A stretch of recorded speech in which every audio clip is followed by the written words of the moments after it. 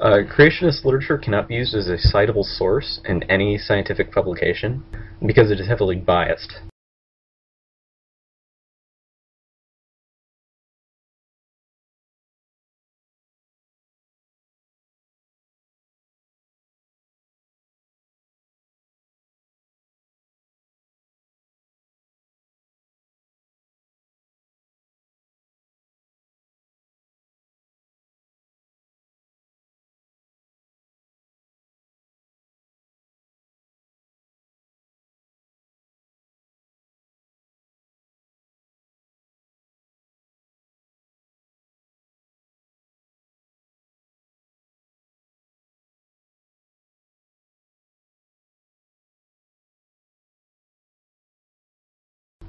Creationists start with their answer, namely that found in Genesis, and attempt to shoehorn in all the data and observations they can,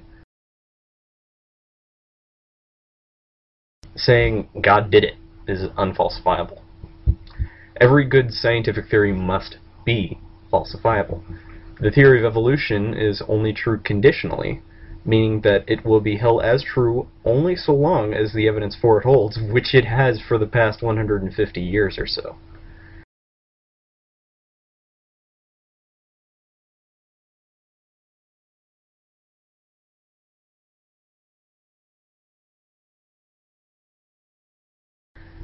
Despite what a creationist may claim, it is possible to disprove evolution. If one were to observe that the fittest organisms by and large don't survive and reproduce, that traits are not heritable, and that organisms could be spontaneously generated without human interference, then large portions of Darwin's theory of evolution by means of natural selection would have to be immediately discarded.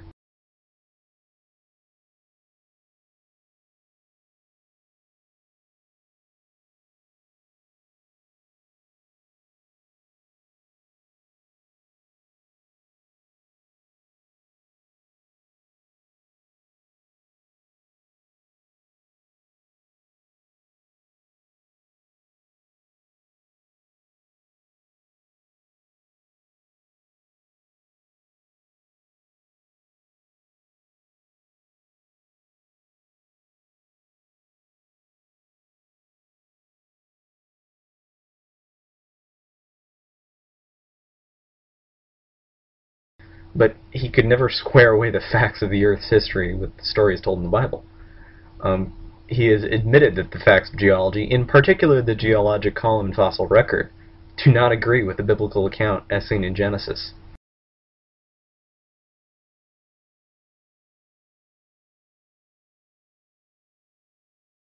Jesse claims that Protoavis is a true bird, and thus eliminates Coelophysis from being ancestral to birds.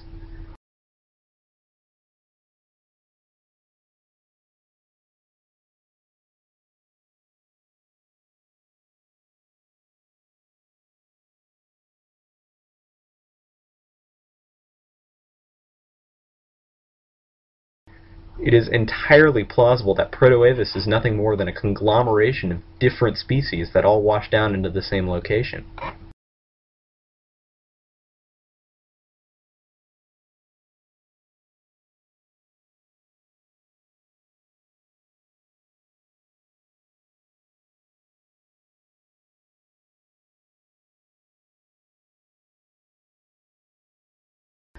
Coelophysis is not considered ancestral to birds, and not a single scientist would say so.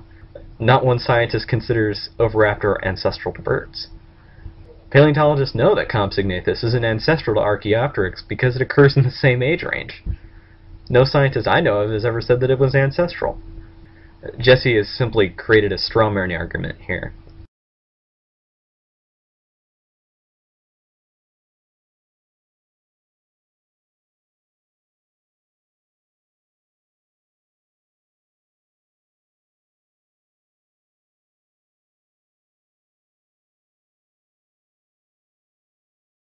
Jesse claims at the outset that if a dinosaur that is considered to have feathers is found not actually to have feathers, then the whole case for dinosaur-bird evolution falls flat. This is a rather shaky argument. Simply because one dinosaur lacks feathers doesn't mean the whole concept of dino-bird evolution needs to be thrown out.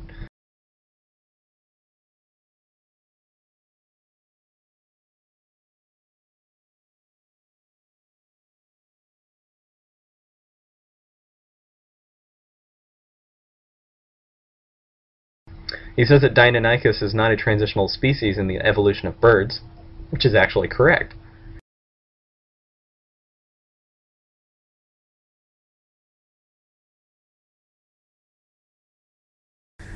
Next, he claims that Deinonychus had no feathers. This is probably incorrect, as its close relatives did, like Microraptor and Sinornithosaurus.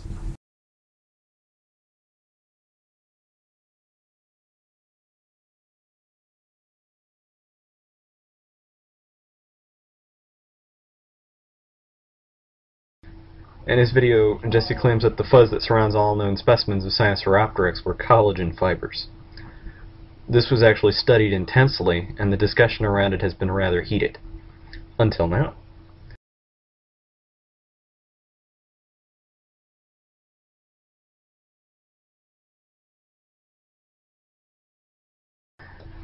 Jesse's quoting of Monastersky actually hinders rather than helps its position. Monastersky claims that the structures could be feather-like scales, which is unsurprising given the fact that the feathers evolved from scales.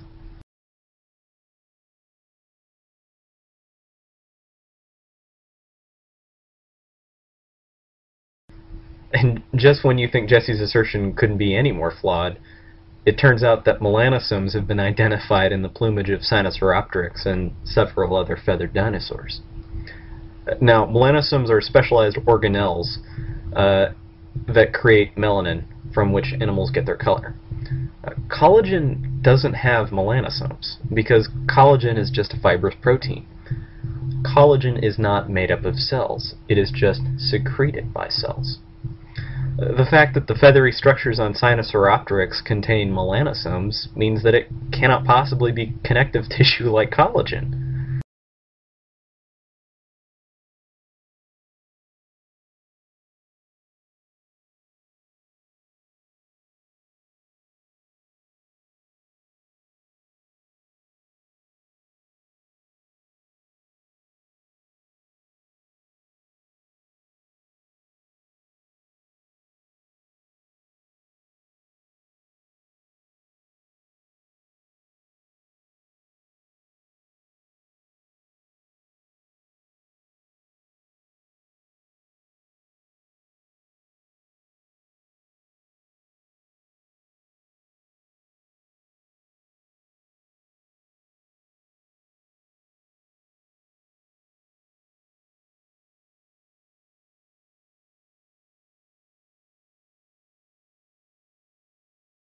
The structures on Sinosauropteryx are, despite what Jesse claims, proto-feathers.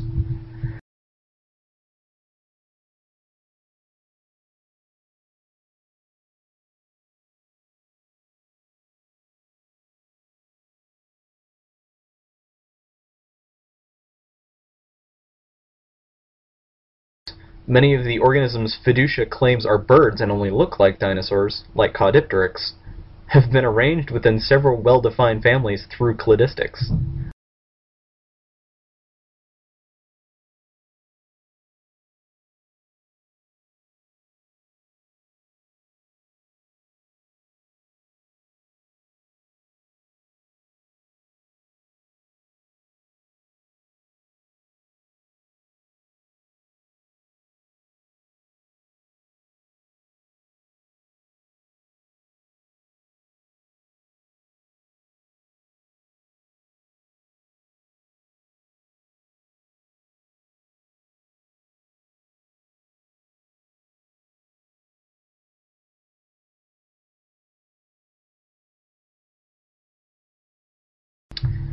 Fiducia's claims have by and large been discredited, and the consensus among the scientific community as of now is that birds are descended from dinosaurs.